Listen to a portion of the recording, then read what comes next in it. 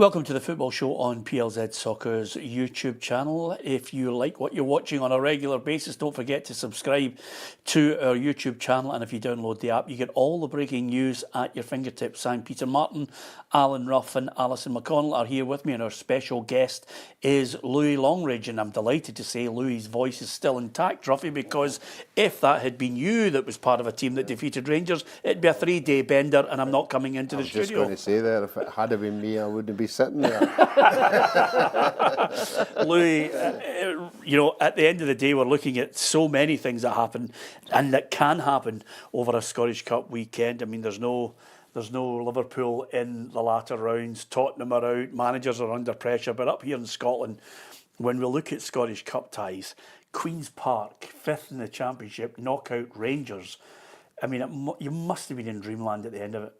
Yeah, as I say, obviously getting into the game, I don't think anybody had given us a chance. And although you have the belief that you can go there and try and cause an upset, I think deep down, you know, it's going to be a big task. You need everybody to be bang at it on the day. A bit of luck to go your way. We managed that at the end of the game with a penalty save by Cal. But as I say, yeah, it was a fantastic day, fantastic result. As I say, obviously I was speaking to boys that play with Plymouth that I played with previously, and we're chatting between each other because we knew how big an occasion each had. And for two the teams to get the win on the day is phenomenal. But as I say, my focus was on myself and our team, and yeah, it was an amazing day for the club. I think for Plymouth and Queen's Park to win, I think it was something like 275 to 1, roughly. Even a tenner makes your weekend on that. You'd need to be a really mad gambler, though. No, it was interesting, Louis saying that. Nobody would have predicted that score. And if you look at our predictions for Friday, Alison, I think you were 5-0. You were 4. But realistically, the one thing that really intrigues me about it, though, Louis, is the manager, when you look at his CV for winning the Scottish Cup as well, but what was his game plan? What was his chat to you guys before you're going into the cauldron of Ibrox and a team that's you know, started to get a bit of, it looked as if it was steadying the ship and had some great European results? Obviously the manager was suspended for his actions in the touchline last week when we had a poor result in the league. But as I say, we've done all our homework during the week, done all our prep, and I think it's more just like try and stay in the game as long as possible. We knew we walked in our shape to be solid, compact. First half, we've done it quite well, not to perfection. Obviously, we're getting in 0-0, and we looked at a few things in the laptop and what we could do better for the second half. And that was Barry Nicholson and Steve McLean done that ways. And as I say, we carried that out perfect in the second half, and I thought it was a lot better. We limited Rangers to very few chances. They're shooting from distance, they're crossing from deep. That's exactly what the manager was saying. And as I say, we defended our box really well right up until the final whistle. When you get a manager, and obviously I'll get your thoughts on this, Robbie, when you get a manager who says, right, okay, stay in the game, but it's shape that's important, are you quite happy that they are suddenly halfway inside your half and then they're going for the cross, rather than they're trying to cut you open and get in behind your back line? Yeah, I think that's what you try and do, try and force them wide, let them, as I say, play deeper crosses, or they look up and they can't really see any clear passing lanes into the pockets, and we were quite compact and tight.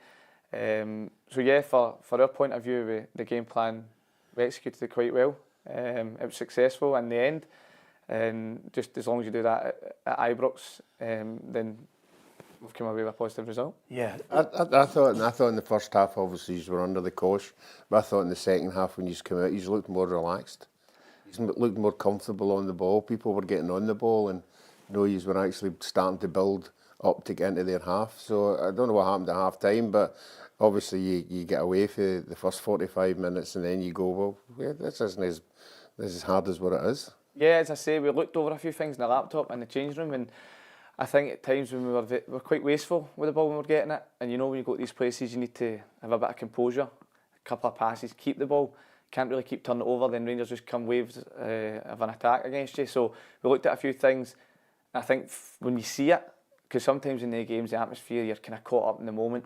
But when we've seen it clear as day on the laptop, we then realised that, listen, there's more time than we actually thought.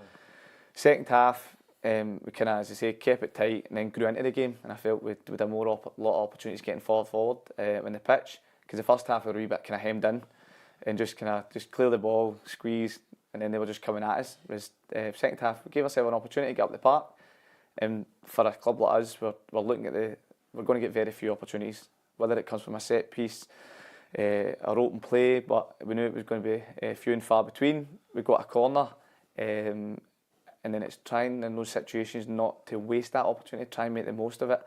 I've put in a decent enough ball into the box and it's fell to Seb, and Seb's done a bit of magic and scored. So, and once you score the goal, at that point you've got something to hold on to.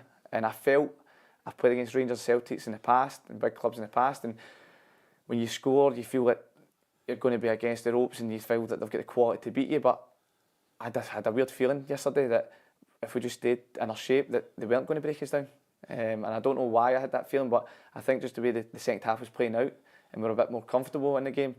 And then the penalty at the end, and then your heart sinks and there's 10 seconds to go. Yeah, well, I watched the clock for the last 15 minutes, second by second, so I knew that. I was continuously pointing to the ref going, we're on 96, 97, we're nearly getting to 98. So See when you scored the goal, when you stood, did you sense a kind of nervousness in the Rangers players? Did you sense a change in them?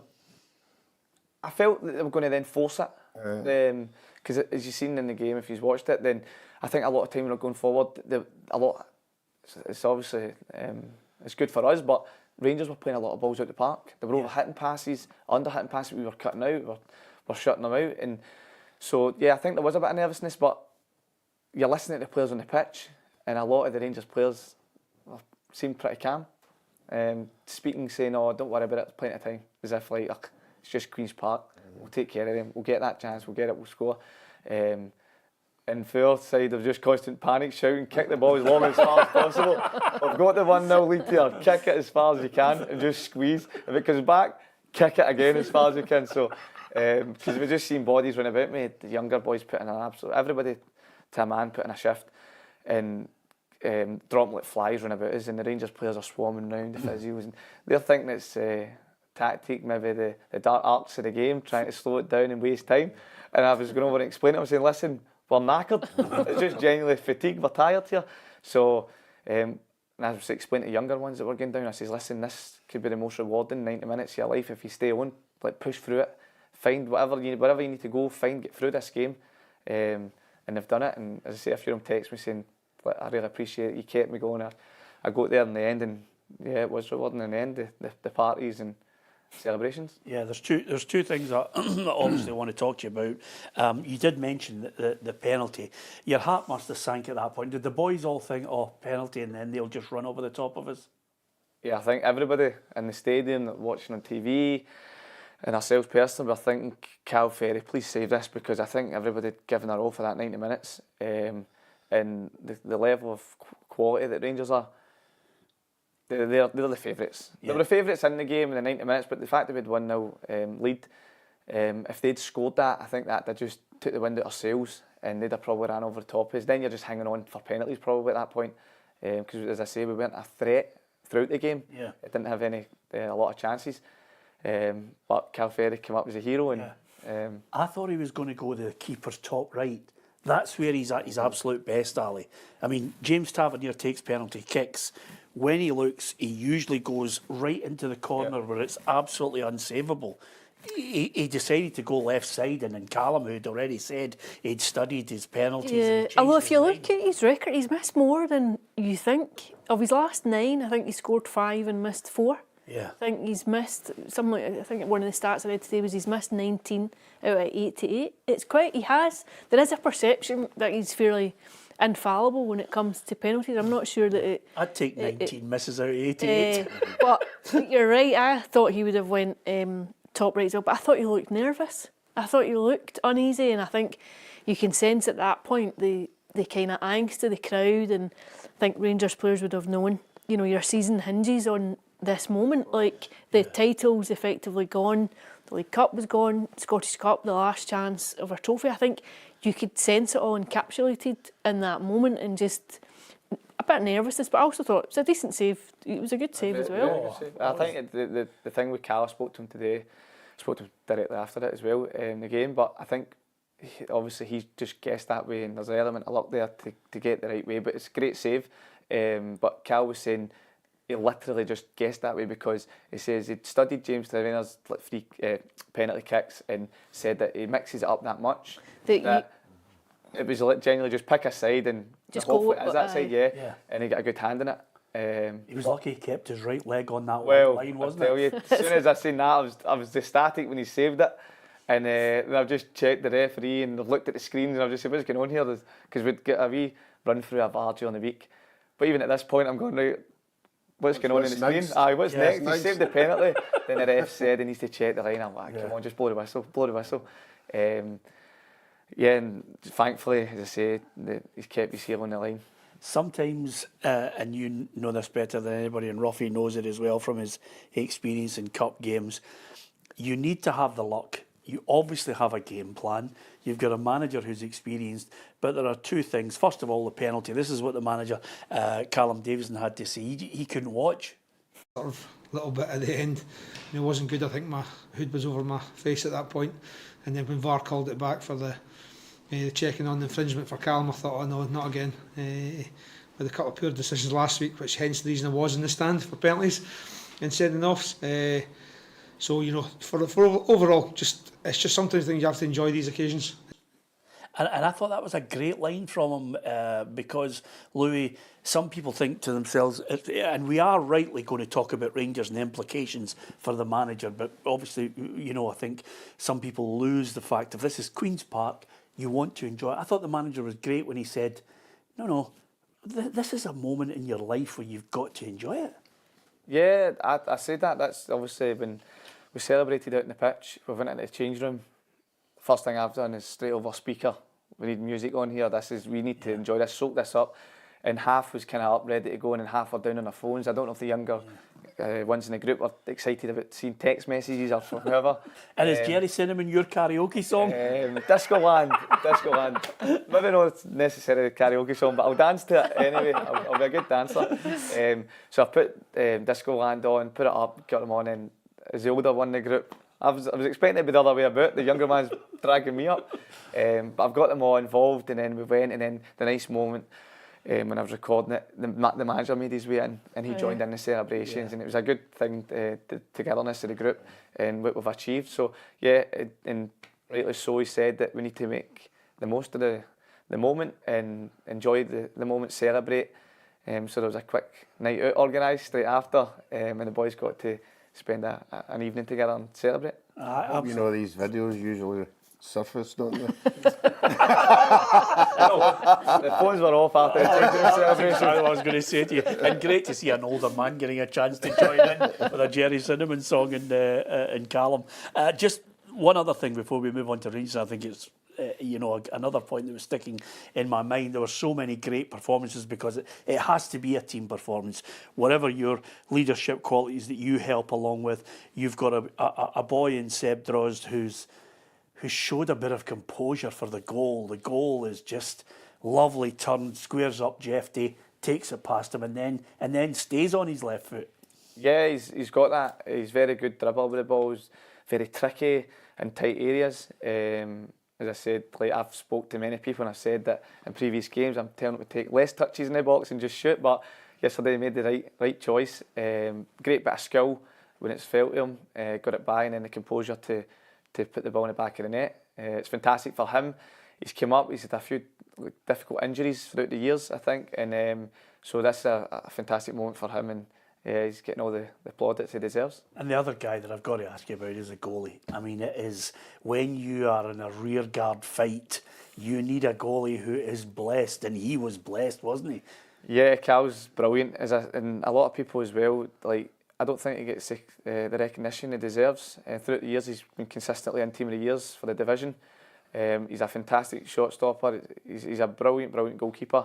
Time and time again, we have faith in him and trust in him that he's going to pose at a hole and pull off great saves. So yeah, yesterday was made for him, saving that penalty. He's a hero, cup hero. So yeah, he'll well, everybody in the squad will go down in history for the club, but I'm sure everybody will definitely remember that moment. Did you think it was a penalty?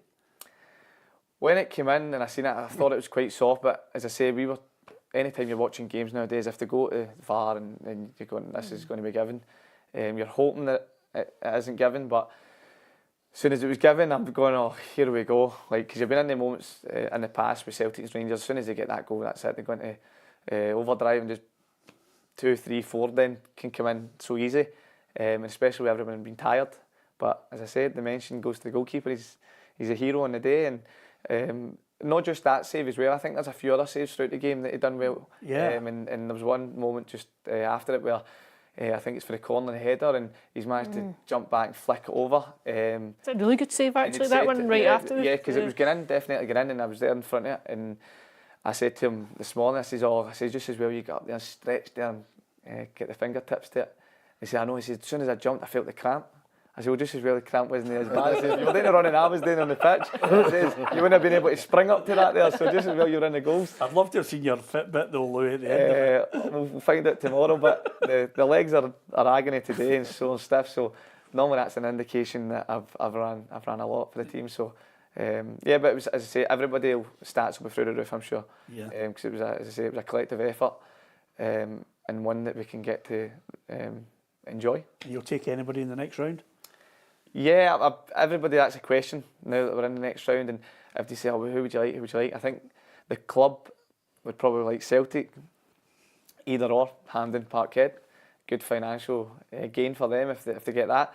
And then it's a team that you maybe have a good chance of beating to get into, obviously, Hampden in the semi-final. So for me, we'll see what the draw does, but it would be really nice to get Celtic, and that way you've played both the big guns in the cup competition, and hopefully try and cause another upset. Yeah. If you knock out another big gun, by the way, there'll be... We'll look to lift it. Yeah, absolutely. Ruffy and I will be picking you up in a stretcher from somewhere in a nightclub. By the way, listen, fantastic, and I want you to obviously stay with us and give us your thoughts on all things football as well. And I want to get your thoughts on Queen's Park and the ambition. Although you're fifth in the championship, there are great things happening in the background. The flip side of it, and I'm going to cut right to the chase, should the manager be sacked, Ruffy? Well, that's also our decision. It's a board decision. You know, Alison's already touched in it, all the cups. The only thing you've got to hang on to now is Europe. The run in Europe enough for them to let them see it through. I don't think they can continue to have this good get, bad get. You know, so I personally, I would just let them go at the end of the season. I think, first of all, the financial side, we don't know what contract he's on, what the money is. I've already said we don't have any. They didn't have any money to buy the boy for Dundee, which was 400,000. So that will come into the equation as well. But again, for me, it's all about the fans. I mean, I know there was protesting outside, but if that escalates to much, much more than that, then they'd have to come to a decision. It will force their hand. As an overview on this, I said a few months ago, Alison, that as a Rangers manager, if you get to a situation where you're a fair number of points behind Celtic, it's unacceptable. Second is unacceptable. Losing cup finals and then, of course, losing away matches like Rangers have done this season is unacceptable. And there is an apathy among the supporters, and there is a general feeling that there's been a narrative put out that they can't keep sacking managers. For me, he's dead man walking.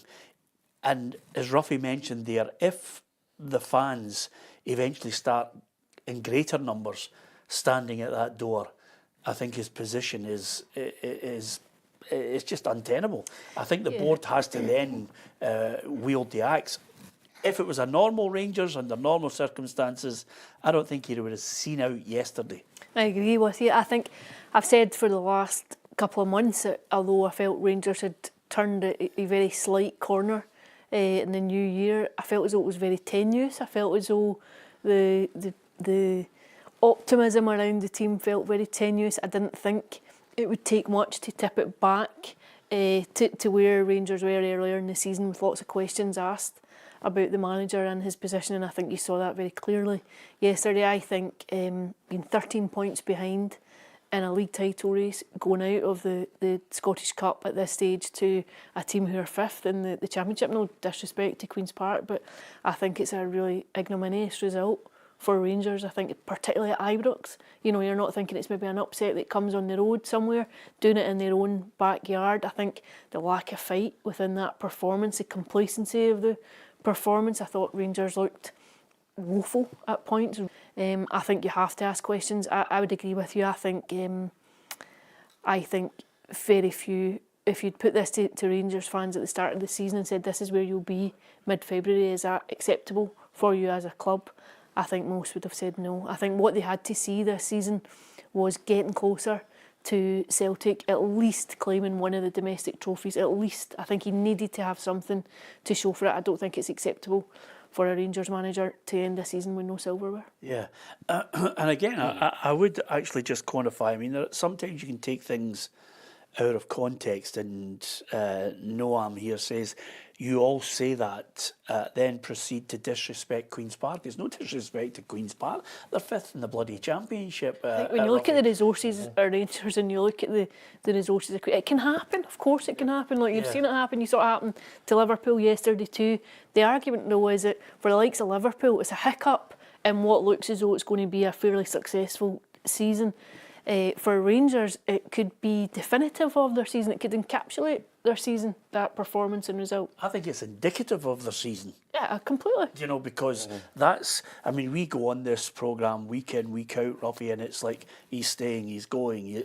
I think he'll get to the end of the season because you can only deal with the facts, and the facts are quite simply stipulated by the chief executive, who said, we can't keep on firing managers, which again was a kind of a smokescreen for, we need to raise £8 million here. We've lost 17.1 million, which is, again, when you look back over the last 20 odd years, there are a number of losses year in, year out. And they've had people giving the club soft loans. So I think they can't afford to sack him is the first point. The second point after that is who comes in and does a job under the circumstances of what they have available. You can't sign a Lyall Cameron in a January transfer window. The manager alluded to the fact that he wanted other players in, didn't materialise. No, for the last 2 or 3 months he's been trying to convince the board, you know, where he will take the club if he can get through this year.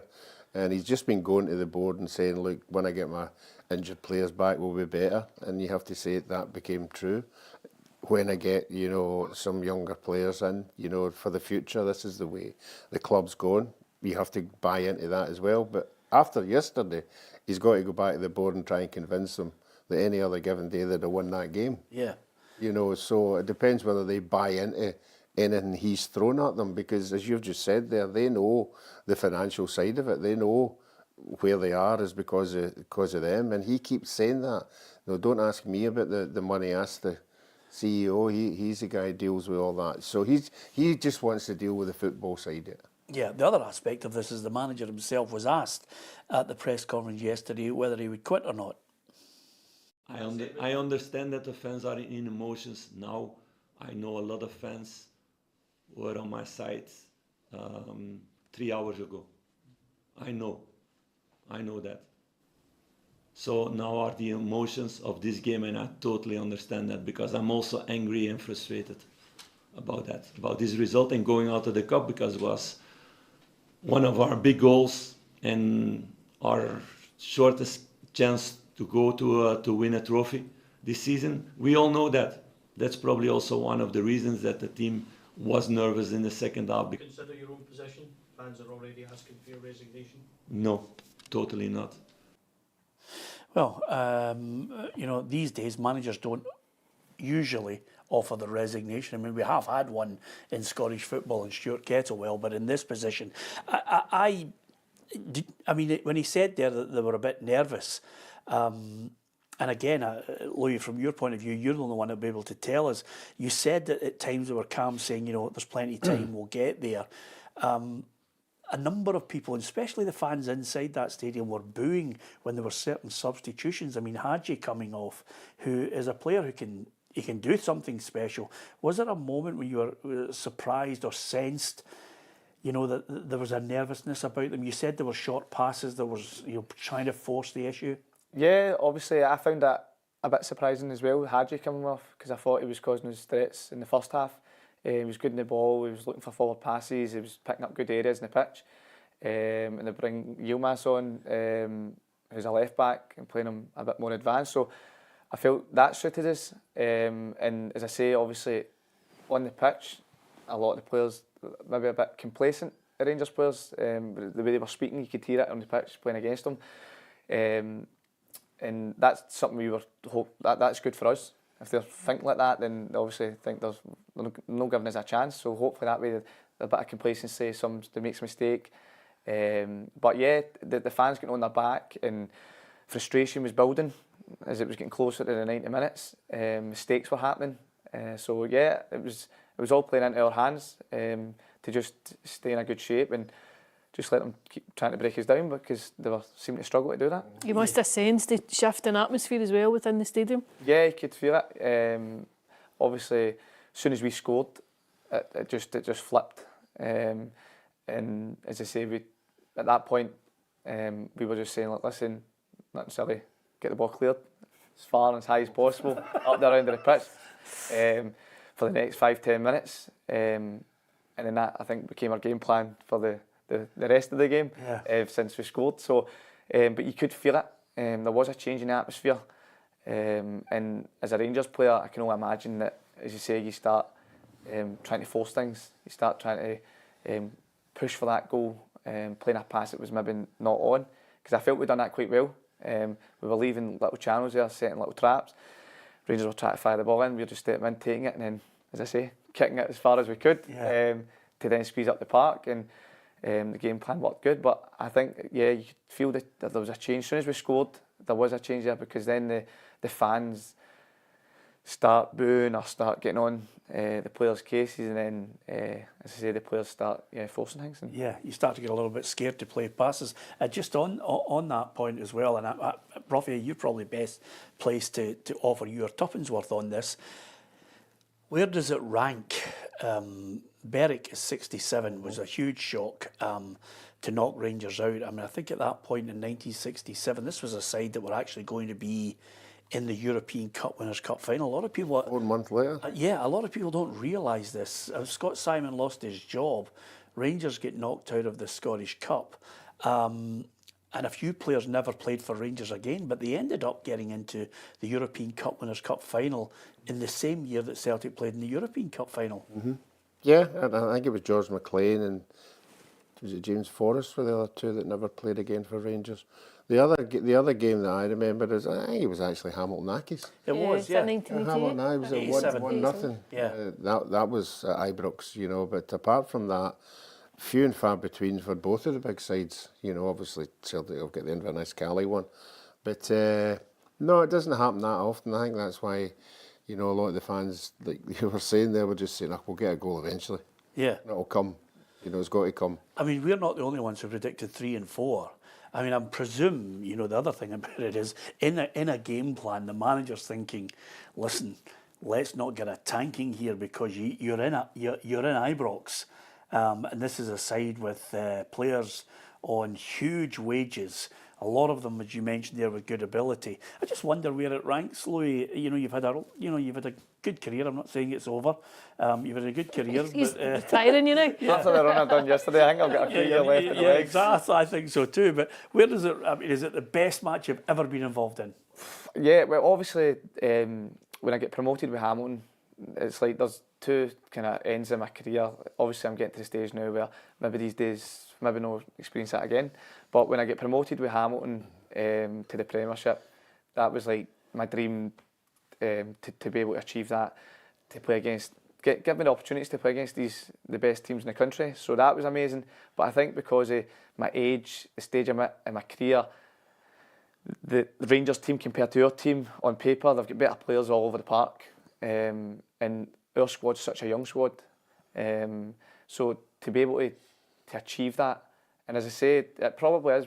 I was speaking to a few Rangers fans, and they'd said it's probably up there with one of the worst results in their history. Yeah. But did any player say anything? Any Rangers player say anything to you at the end? No, to be fair, it was weird at the end.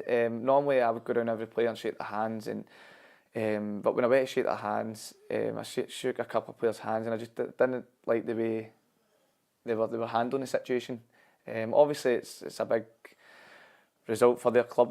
It's devastating for them. But again, I went to shake a few of their hands, and I didn't really get a good feeling. So a couple got shook hands. I just turned and ran over to the corner and celebrated with our fans. And then I just went to enjoy the celebrations because, as I say, it's all about us. It's our day.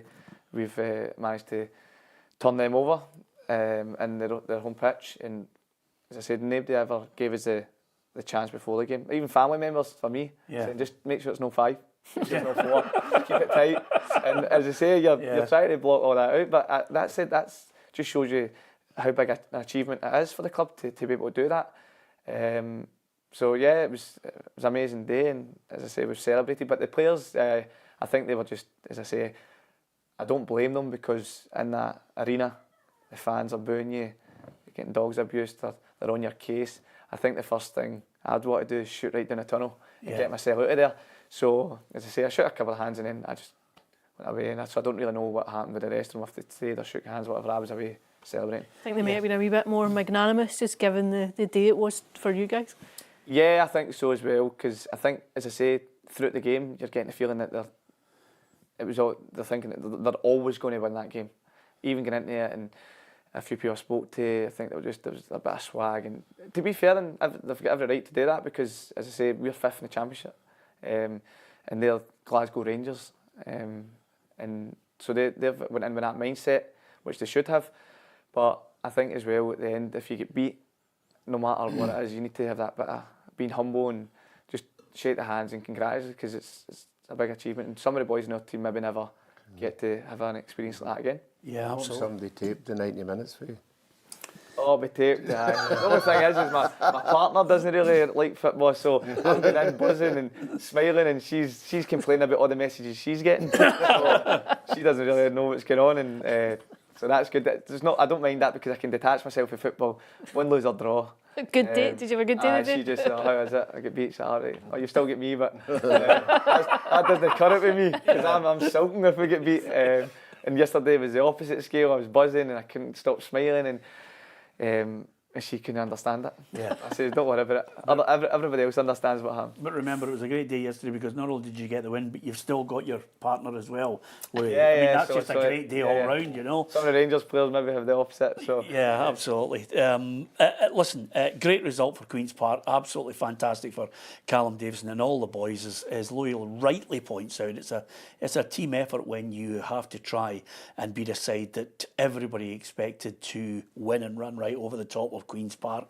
That was no disrespect to them. That's just the realities of life, the spending capacity. Give us your thoughts on it. Rangers manager Philippe Clement, does he stay or does he go? Is it a position which is untenable right now? Should he be marched out the door and Rangers be looking for a new manager? Or is it a case of he should be allowed to stay for the run in Europe and the chance to progress even further? Could Rangers have aspirations of getting to the final again, or is that just a pipe dream?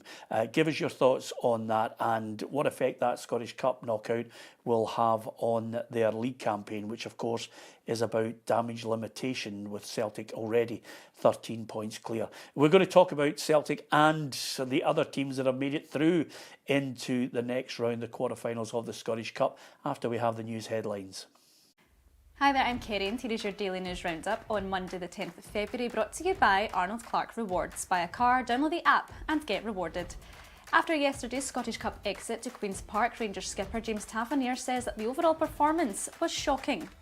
Yeah, it's not good enough. It's simple as that. It's not good enough. We've got to be competing for these trophies, and today was shocking from all of us. And I've got to take account of myself on the penalty, and and take account of my performance, and everyone else has to do that who was asked to play today. Everyone has to take accountability. Meanwhile, Queen's Park goalkeeper Callum Ferrie admits that the slight pause before Rangers' last-minute penalty played into his hands. I think it plays into the goalie hands. When that ball's set down, the more time the striker's got, the science behind it shows that it raises the risk of missing. So, they definitely maybe helped me out a few percent there, but it was a good pen, you know, and I'm lucky that I managed to get a hand on it and got enough of a hand to turn it around the post. Former Dundee boss James McPake highlights the impact that Gordon Strachan is having at the club for when it comes to players moving on in their careers. Lyall was at Dundee from a young kid, but for me that's a success story. You're now, in my opinion, you're starting to see the progression in the football club and what they have been trying to do, Tim Keys and John Nelms, and I think now you're seeing the effect that Gordon Strachan's having in there as well. For all the latest breaking headlines, be sure to hit the like button and subscribe to PLZ Soccer's YouTube channel, and don't forget to download our app, which is available on Google Play and the App Store. Thanks to Kerry. You can see that extended interview with James McPake with Kerry Pollock on our YouTube channel as well. Lots of content to look forward to, and any hopes of an upset between Celtic and Raith Rovers quickly booted into touch early on by Davidson Maeda, a hat-trick no less, and Celtic ruthless. Yeah, I thought they were just very clinical. I think you know, there was so much Maeda not getting a striker in before the closure of the window after Kyogo had left, but at the minute it looks as though they've got more than enough firepower. I think it's clearly working for them. I think there are options to play Maeda through the middle. I think you'd have to qualify and say you would expect Celtic to beat Raith Rovers. They'll maybe have sterner tests in the months ahead, but yeah, I think a really competent negotiation of that tie and just go and do their business, book their place in the quarterfinals, and now start prepping really for Wednesday night in Bayern Munich. Yeah, no surprise the manager was heaping praise on Maeda for his performance. This is what he had to say, obviously, after that. Anyone who has done any depth of work on Dyson before he came in here, you'll see he played as a striker at Yokohama. He might not be your traditional number 9, but he runs in behind, is mobile, has speed, and can make those finishes in the box. He's been absolutely sensational this season. It's not just the 21 goals, it's everything else he brings to the team. And again, that, Louis, as you well know, is a defender's worst nightmare. Somebody like Maeda, Kyogo had it as well. That ability to just run off the shoulder, you never know where they are. Yeah, I think it's just how sharp they are as well. You can't take too many touches around about them because they're straight on you. They set the tone for the press, for the team.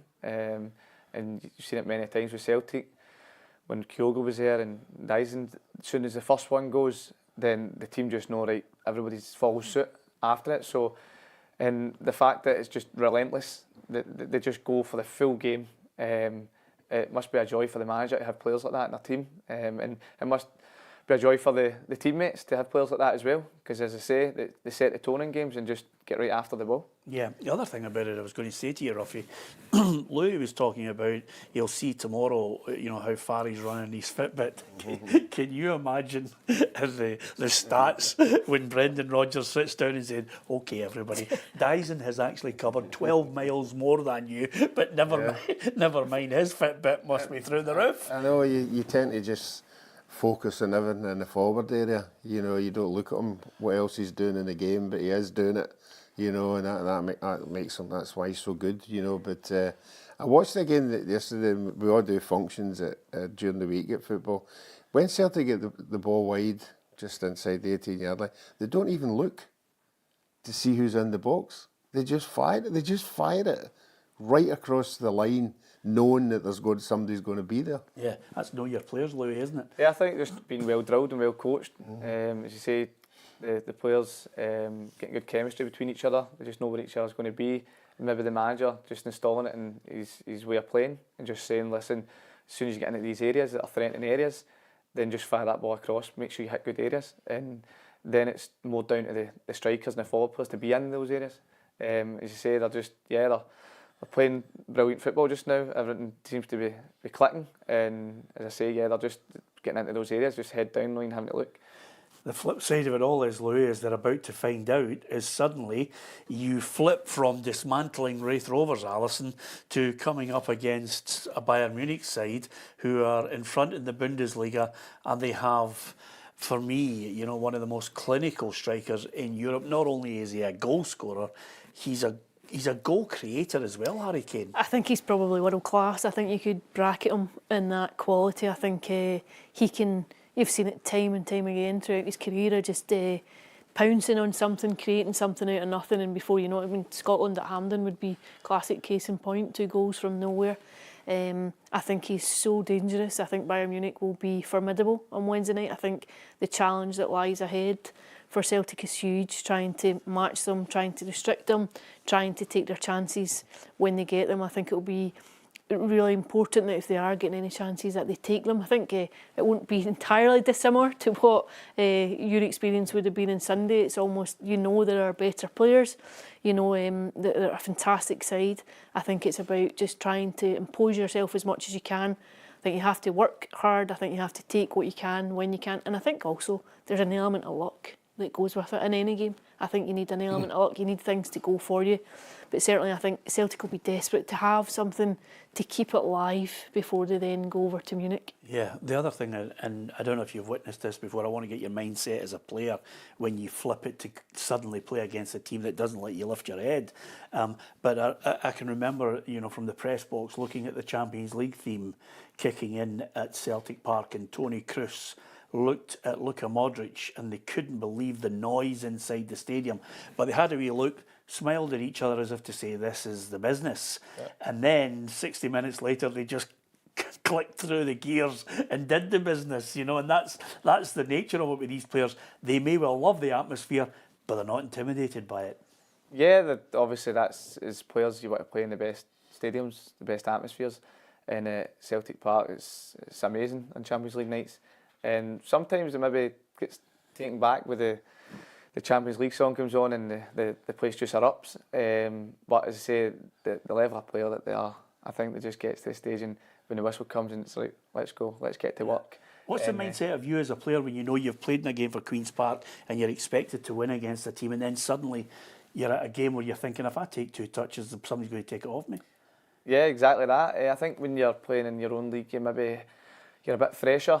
Because if you're getting periods where you're actually dominating the play and you've got the ball and you're getting 2 or 3 opportunities to try and score and get the win. But like yesterday, as you see, that you're maybe only going to get that one chance. And even at that, when you get that chance, you're going to have tired legs. So it's just trying to make the most of the situation. Hopefully have enough in the legs that you can score, like Seb done. But yeah, it's just in those moments, you just need to, obviously, when you're playing against bigger oppositions, you're going to be working hard, and as I say, you're going to have a few chances to score. So just be clinical when you get it. I think if Celtic had a draw, it'd be a huge result for them. I agree with everything that Alison said there, but I'm going I'm sticking my neck out for a draw. I think on any given night, particularly at Parkhead when Celtic are on the front foot, that they've got players that can hurt other teams. I know they've got wonderful players and all that, but we've seen Barcelona going there, we've seen Milan going there, we've seen certain nights. You going for a draw, Ruffy? I'm going to go for a draw. I'm going to go for 1 each. Alison? I think Celtic will struggle to take anything to the Allianz. I think I'm going to go for 2-0 Bayern Munich. 2-0, okay. I'd hope for a draw, so that, as I say, keep the tie alive going in, but I think 2-1 Bayern. Yeah, I get that feeling. I think it'll be 2-1 Bayern, but there are many Celtic fans who obviously give us their view on that game. What do you think? Give us your thoughts on it as well. As far as the other teams going into the Scottish Cup quarter-final, no disrespect, Davy Martindale said we'll be the only championship team in the draw. Because I was there at Livingston at the weekend, and Davy, obviously, great to see him. One big criticism I've got, and nothing that I can label at Queen's Park, but one of our pundits who works for us, Ruffy, scored the first goal for Livingston. Ryan McCowan, a good goal, scored it with his knee, and he was 3 yards out, couldn't miss. Right. But the boy Tete Yengi, he looked a handful of a player. He scored 2, could have had a hat-trick. And then as you think to yourself, McCowan, very rarely, I mean, it's a goal every 4 years for him. You're thinking, I'm in the press room, he's going to turn up.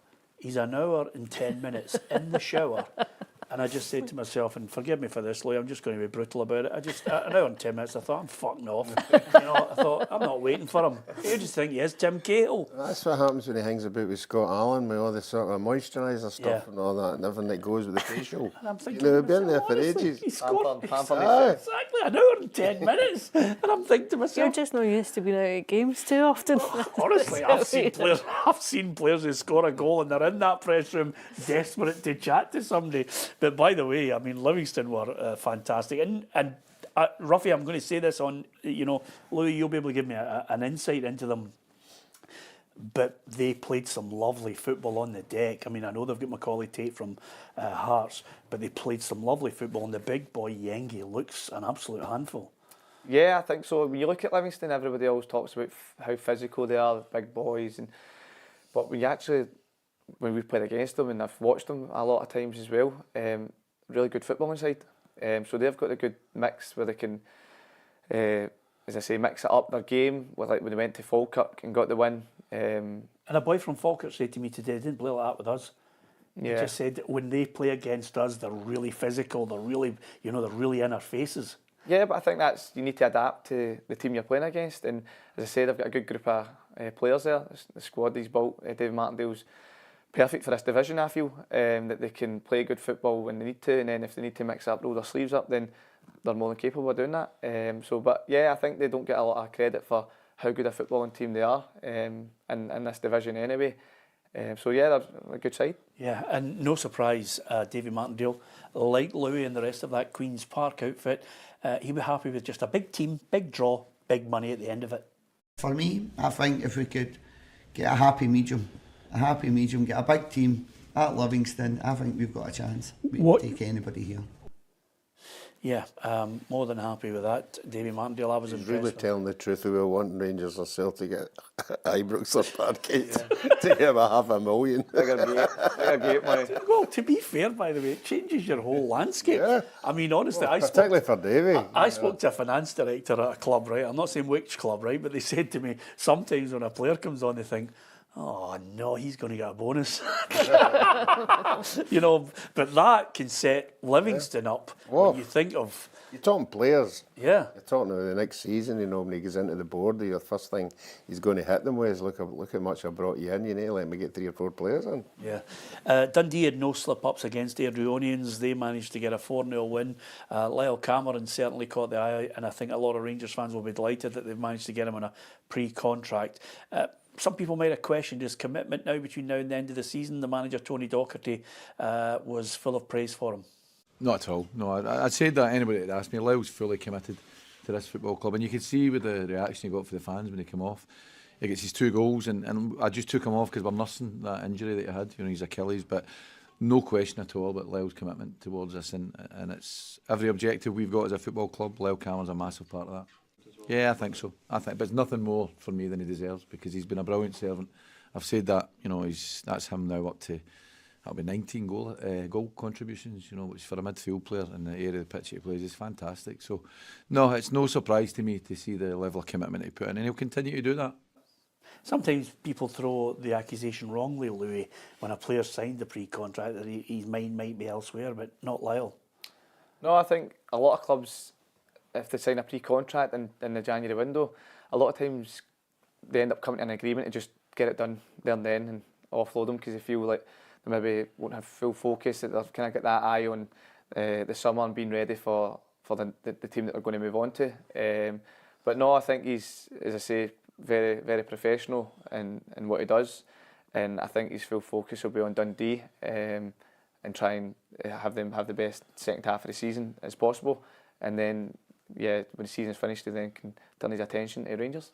I'm glad you pointed that out, because I thought that as well, Louis, when I suggested that Kieran Tierney, the deal would look to be done and dusted to go and join Celtic, but I've lost a £30 bottle of wine on the basis that Mikel Arteta dug his heels in, and now Ali is just looking forward to a night where she can completely and utterly forget about everything and doing.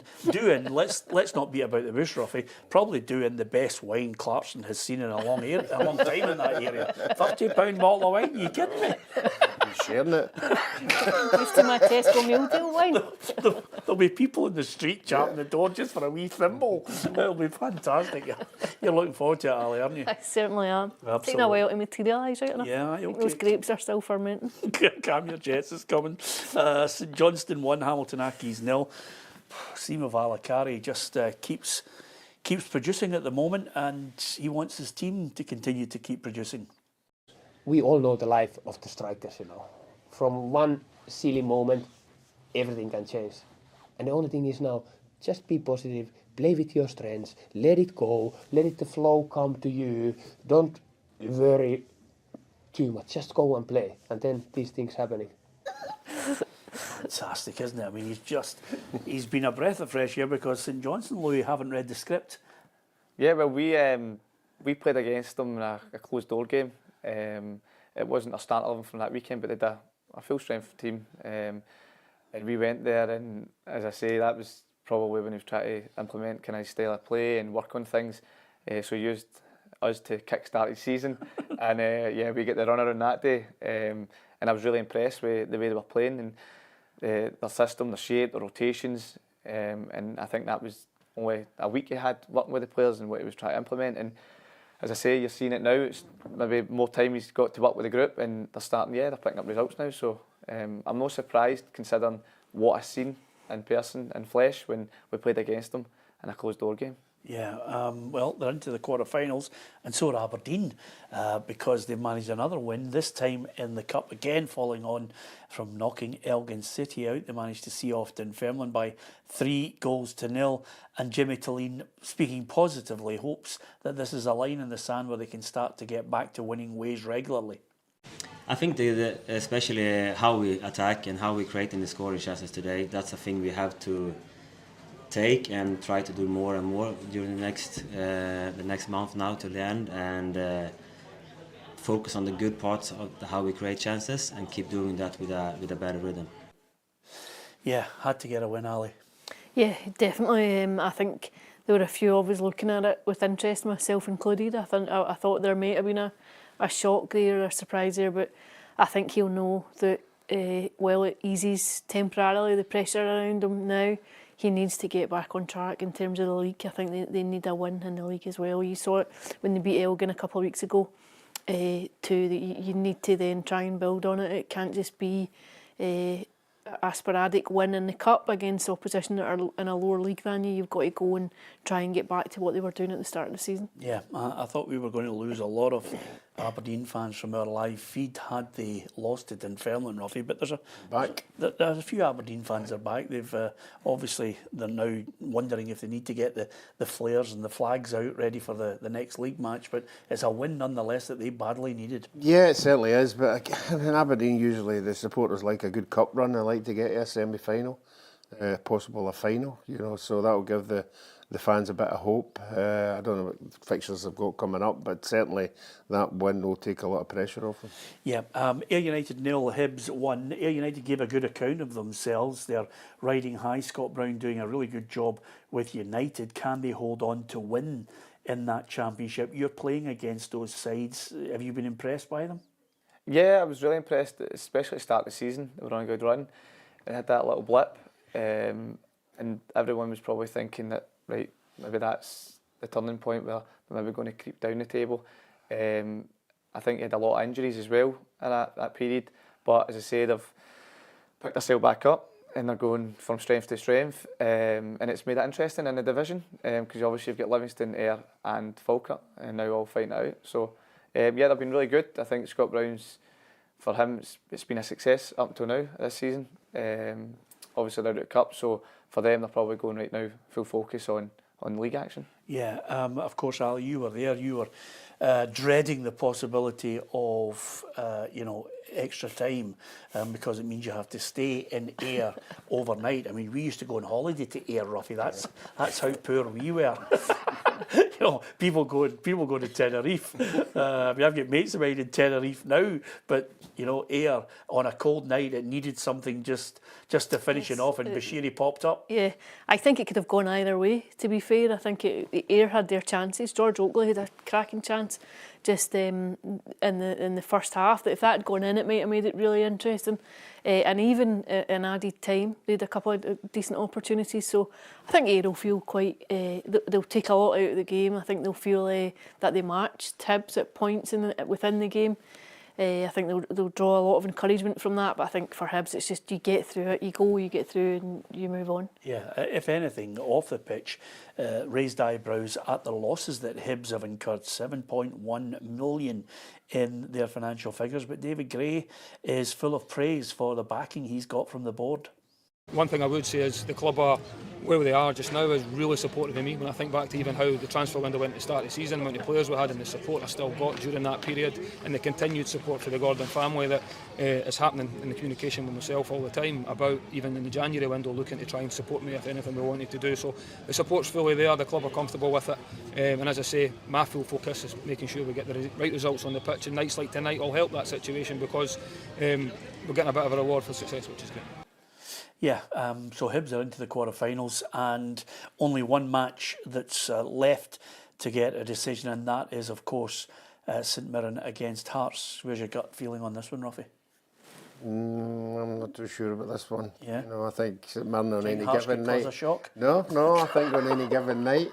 You know, I think St Mirren are a handful for anybody. I'm not convinced that Hearts are back to where they want to be. So I think this could be one of the only games that go the whole road. Yeah, what does it mean go the whole road? Penalties? You going at Love Street? Cara's there for us. Yeah, penalties? Love Street, they don't turn up at Love Street. There's no stadium there. Yeah, Love Street's gone. What are you going for? I'm going to go St Mirren. Penalties. Wow. Ali? I don't know. I think it'll be really tight.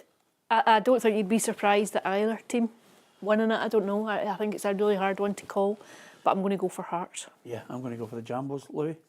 Yeah, I agree. I think it's going to be really tight, but I think Hearts will get the win tonight. Yeah, okay. You can give us your view on that. Of course, you mentioned who were you chatting to in the Plymouth boys? So I know Conor Hazard, the goalkeeper, Valakari Boateng, and Ryan Hardy, the goal scorer. Yeah, the goal scorer, and boy, you couldn't contain him. This is Ryan Hardy at the end of the game after beating Liverpool. It's got to be right up there. Obviously beating the club world #1, I think it is. It's got to be right up there for sure, and it's just a bit of a dream come true, to be honest, playing them at this stage of the season where they are in the league, etc. And to beat them, it's one that we'll never let go. It was swapped. I got number 9, Darwin. Yeah, it's going to be one where it'll go on the wall. One of the great shirts that I've got. Obviously, he's a fantastic player, and to get the number 9 shirt, it's a good swap for me. Yeah, absolutely. I don't think I'm doing a disservice to Ryan. I don't think Darwin Núñez will have Ryan Hardy's top up in his snooker room, but nevertheless, I think they must have just dragged him out of the dressing room. He looked stunned, but you know that feeling. Yeah, no, he's a good guy, Ryan. But that's the thing with pressured situations. I think he knows how to put the ball in the back of the net. Even when we played against, when I played with him, and against him. Every time he was going through on goal, so composed. So in that situation, I'd be confident in stepping up and scoring, and he done that. So yeah, he looks a wee bit stunned there that they've achieved it. I was a bit the same. I'm still like that. The fact that we done that, achieved that yesterday, but yeah, he'll not be caring anyway what Darwin Núñez does with his top. It's as long as he's got the Liverpool number 9 top. It's what he does. He'll be up in his wall in his house. Did you keep your top yesterday? Yeah, I didn't get a top yesterday. As I say, because normally I would do that and try and collect a wee bit of memorabilia. Throughout the years I've done it for Celtic, Rangers and stuff, but just because of the way the atmosphere at the end, I didn't really sense that they were really up for sharing. Get a logged chap to Dawn. Does anyone who want to swap? With the speaker, with the music, going for a party. Yeah, absolutely. So no, it was just it was a quick shake, a few hands, and I went away to celebrate. But yeah, in the past I've done that, and I've collected a few good tops throughout the years. Who's the best one you've got? Virgil van Dijk. I got when against Celtic. We beat Celtic 1-0 at Parkhead. So no bad top for a good day, good memory. You happy with that? That's brilliant. Van Dijk's good.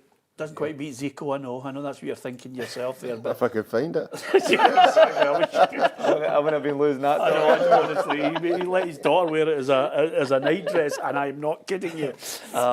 Just some of the other results. One of them, Aston Villa 2, Tottenham 1. If ever there's a manager under pressure, he's hanging on. He's hanging on at a club, Ali, that is not famed for sticking by their manager in Tottenham. No, I was speaking to John Greeken actually on Friday night. I was sitting next to him at Ayr, who obviously wrote the book, wrote the book about Ange Postecoglou, and he was saying the chat from journalists down south is that he will get to the end of the season, that they're trying to resist that whole culture, that they're trying to look at it. But I think if you look at Spurs as a club, I think the culture around it is wrong on every level. I don't think changing the manager all the time is going to fix it. I think it's a far deeper issue. Okay, thanks to everyone for their comments on our feed, and thank you to Louis for coming in, especially after all the celebrations. Louis, I think the last one almost certainly deserves to be with you. It's just one of those days that I think every player, as you mentioned, whether they were the goalkeeper or indeed in your own position and the goal scorer himself, it's never to be forgotten. You've etched your name into the Queen's Park history, and that is a long, long history that club has. Yeah, as I say, it will live long in the memories of every player. Nobody can take that away from us, and we've became club heroes or legends, as they say, in the history of the club of what we've managed to achieve yesterday. So, yeah, as I say, we'll take that with us to the day we die. Yeah, absolutely. Who do you want in the quarters? For me personally, I would like to get Celtic at Parkhead for the full occasion. I think it's important as well for such a young group. The more of those days out, the experiences for them, I think it will help them all in their careers. And for me as well, coming to the latter stage of my career, I want more days like what we had yesterday. So I'm not saying that we can go there and win, but as I say, you never know. But it's just that the full occasion, the build-up, the full week ahead is just focused on this, the media, just everything just jumps, the scale it just goes through the roof. So for me, I'd like to hopefully get Celtic in at Parkhead. Yeah, and if you get them in the quarters, who would you like in the semis after that? Anyone. Hello, are you there? Anybody. Thanks to Louie Longridge, thanks to Ruffy, Allison McConnell, and from myself, Peter Martin. Don't forget, hit the subscribe button on our YouTube channel, and if you download the app, you'll get all the breaking news at your fingertips. If you are interested in some of the gear that we have in our shop, you get Legends by Jim Scullion, and also no shortage of prints, posters, canvas, and of course the Maestro tops as well. I leave you with the shop and a very happy and delighted and legendary Louie Longridge from Queen's Park. Thanks for listening and watching. PLZ Soccer shop is open for business.